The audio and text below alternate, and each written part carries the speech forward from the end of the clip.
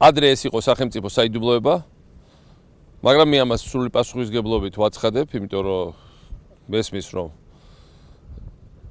საქართველოს ტერმა ეს უკვე იცის ისედაც.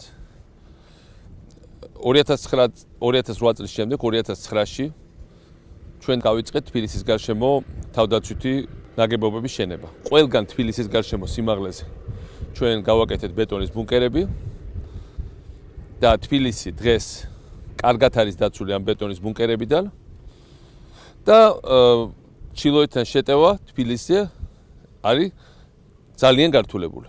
განსხვავებით 2008 წლიდან.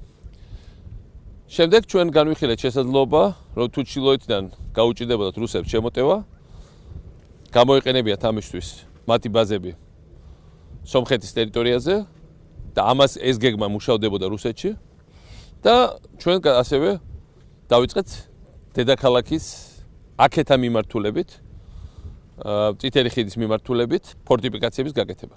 ამ ფორტიფიკაციების 70% დამთავრებულია, ეს არის ანტისატეკო თხრილი, რომელსაც უყურებთ 25 კილომეტრი ავაშენეთ აქ და დარჩენილი არის სულ რამდენიმე კილომეტრი.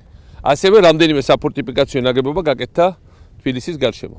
მე ვესაუბრე გენშტაბის ოფიცრებს და მათ თქვეს, რომ მთავრობაში მათ აუხსნეს, რომ ამ ნაგებობების მშენებლობით ჩვენ ვაღიზიანებთ და პროვოკაციას უწყობთ რუსებს. მინდა ვთქვა, რომ ჩვენ მათ გამოვიწვევთ თუ ვიქნებით დაუცველები. ყოველი ასეთი ფორტიფიკაცია ანელებს და დიდი ხნით ურთულებს საქართველოს ტერს ყოველგვარ შემდგომ შეტევით ოპერაციებს. ამას ჩვენ გამოვიყენეთ უცხოელი ინჟინრებით, ძალიან ბევრი მუშაობთ, ძალიან ბევრი ენერგია ჩავახსოვეთ, პრაქტიკულად დღეს არსებული ნაგებობები და კიდევ ერთხელ ვიმეორე, ეს აღარ არის საიდუმლო, იმიტომ რუსებმა ეს იციან. მშენებლობა მთლიანად შეჩერებულია და არსებული ნაგებობების ამუშავება პრაქტიკულად არის მთლიანად საბოტაჟის ქვეშ. მე მიმაჩნია, რომ ეს არის საქართველოს უსაფრთხოების წინააღმდეგ მიმართული პირდაპირ მავნებლური ქმედება და მე ასევე მიმაჩნია, რომ ქართულმა ხალხმა ამის შესახებ უნდა იცოდეს. ეს არის ის ხაზი, რომელსაც ჩვენ ვაკეთებთ.